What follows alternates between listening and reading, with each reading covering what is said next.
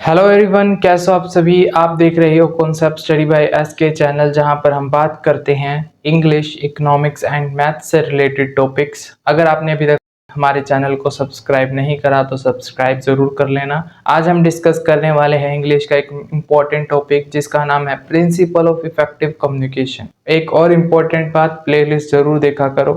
First point है principle of clarity in ideas. First of all, it should be clear in the mind of the sender as to what he want to say. सबसे पहले ये बात clear होनी चाहिए sender के दिमाग में उसे क्या बोलना है, यानी कि उसके दिमाग में शब्दों की क्लियरिटी होनी चाहिए कि उसे अपनी स्पीच में किस तरह से बोलना है। According to Terry, the principle of effective communication is first to fully inform oneself. टेरी के हिसाब से इफेक्टिव प्रिंसिपल ये कहता है कम्युनिकेशन का कि उसे सबसे पहले खुद को इन्फॉर्म करना चाहिए उस पर्टिकुलर सब्जेक्ट पर जो वो स्टेज पर जाकर बोलने वाला है, या ऑडियंस के सामने, या जब भी हम कन्वर्सेशन करते हैं जो वो टॉपिक रखेगा उस टॉपिक को उसे बहुत ज़्यादा अंडरस्टैंडिंग के साथ खुद को समझाना है पहले। The clearly the thought the more effective is the communication. जितने ज़्यादा उसके विचार साफ होंगे, क्लियर होंगे, उतनी ज़्यादा वो अच्छे तरह से इफ़ेक्टिव कम्युनिकेशन कर पाएगा। सेकंड पॉइंट है principle of appropriate language. According to this principle the communication should always be in a simple language. इस प्रिंसिपल के हिसाब से जो कम्युनिकेशन है वो हमेशा सिंपल लैंग्वेज में होनी चाहिए।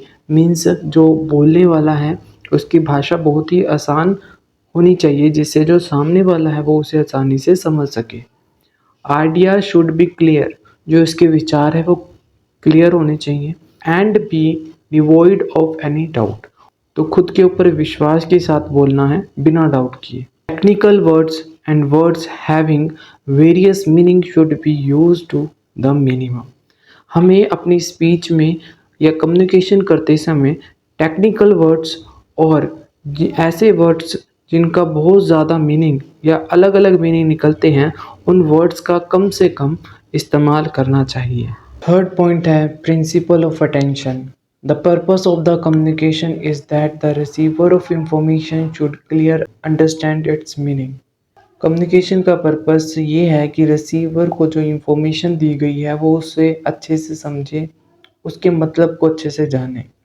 It means merely transferring information is not a communication, कि लगातार जो उसके पास सूचना पहुंचाई जा रही है वो सूचना ही कम्युनिकेशन नहीं है। It is important that the receiver should understand it. इससे ज़्यादा महत्वपूर्ण ये है कि जो उसे इंफॉर्मेशन पहुंचाई जा रही है रिसीवर को, वो उसे अच्छे से समझ रहा है या नहीं समझ रहा। इट इज़ पॉसिबल, ये तभी संभव है when the receiver takes interest in the message, जब रिसीवर उनके द्वारा दिए गए मैसेज में इंटरेस्ट लेगा। एंड लिसन टू अटेंटिवली, और तभी उस दिए हुए मैसेज को वो ध्यान से सुनेगा। नेक्स्ट प्रिंसिपल है प्रिंसिपल ऑफ कंसिस्टेंसी। इसे एक एग्जांपल से समझते हैं। जब आप स्टेज के ऊपर जाते हो और अपनी बात को रखते हो तो उसके अंदर एक कंसिस्टेंसी होनी चाहिए। मीन्स आप जो बोल रहे हो क्लियरिटी के साथ, कंसिस्टेंसी के साथ बोलना है। ऐसा नहीं है कि 5 मिनट बोले और फिर 5 मिनट बाद आप सोच रहे हो कि मुझे क्या बोलना है, तो ये वाली चीज नहीं होनी चाहिए। वहां पर कॉन्फिडेंस से बोलना है और कंसिस्टेंसी के साथ बोलना है। प्रिंसिपल ऑफ प्रॉपर टाइम, जो हम मैसेज भेज रहे हैं रिसीवर तक, प्राप्तकर्ता पर, जब उस मैसेज की उसे नीड है हमें तभी उस मैसेज को उसके पास पहुंचाना चाहिए। अगर हम प्रॉपर टाइमिंग नहीं इस्तेमाल करेंगे तो जो कम्युनिकेशन है वो हमारी अर्थहीन हो जाएगी। Principle of इनफॉर्मेलिटी।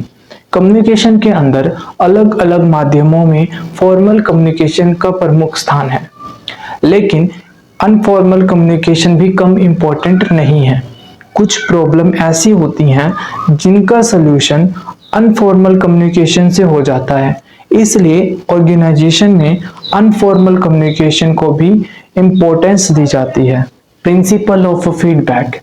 सेंडर के लिए ये जानना इम्पोर्टेंट हो जाता है कि मैसेज सही से रिसीवर के पास पहुंचा या नहीं। इसका मतलब ये है कि उसे देखना चाहिए प्राप्तकर्ता ने इस संदेश को सही से समझा या नहीं। आमने सामने की बातचीत में रिसीवर के चेहरे के हाव भाव से आसानी से प्रतिक्रिया प्राप्त की जा सकती हैं। जैसे जब हम राइटिंग कन्वर्सेशन करते हैं तो उसमें हम इमोजीज को लगाकर सामने वाले को अपनी एक्सप्रेशन दिखाते हैं। प्रिंसिपल ऑफ कंसल्टेशन, जब कोई भी बात करने का प्लान बनाओ तो उन सभी लोगों को बुलाओ जिनका उस काम से लेना देना है। अब फायदा क्या होगा इससे, तो सुनो। अगर प्लान बनाते समय सबको शामिल करोगे और उनकी बात सुनोगे तो वो लोग आपके प्लान पर भरोसा करेंगे, और जब भरोसा होगा तो बातचीत सही से हो पाएगी, काम सफल होगा। और ये बातचीत अलग अलग लेवल पर काम करने वाले लोगों के बीच होनी चाहिए। मतलब बॉस भी होना चाहिए इसमें, मैनेजर भी होना चाहिए और काम करने वाले सभी लोग होने चाहिए। सब आपस में जुड़े रहें। सीधे शब्दों में कोई भी बड़ा काम शुरू करने से पहले सब लोगों से पूछ लो, सबको साथ लेकर चलो। इससे सबका भरोसा बनेगा और काम सही से होगा। प्रिंसिपल ऑफ फ्लेक्सिबिलिटी, इस पॉइंट में ये बताया गया है कि कंपनी या ऑर्गेनाइजेशन में बात करने का जो भी तरीका है वो ऐसा होना चाहिए कि ज़रूरत के हिसाब से उसे बदला जा सके। मतलब वो ज़्यादा कड़क नहीं होना चाहिए जिसे हम बदल ना सके। कंपनी में रोज नए नए बदलाव आते रहें। सीधे शब्दों में बात करने का तरीका ऐसा रखो जिसे टाइम और ज़रूरत के साथ बदला जा सके। अगर बदलाव नहीं करोगे तो बातचीत बेकार हो जाएगी। प्रिंसिपल ऑफ इकोनॉमी, इस पॉइंट में क्या कहा गया है कि बातचीत सस्ती होनी चाहिए, ना फालतू खर्चा होना चाहिए उसमें, ना फालतू के मैसेज होने चाहिए और ना ही एक आदमी पर सारा का सारा बोझ होना चाहिए।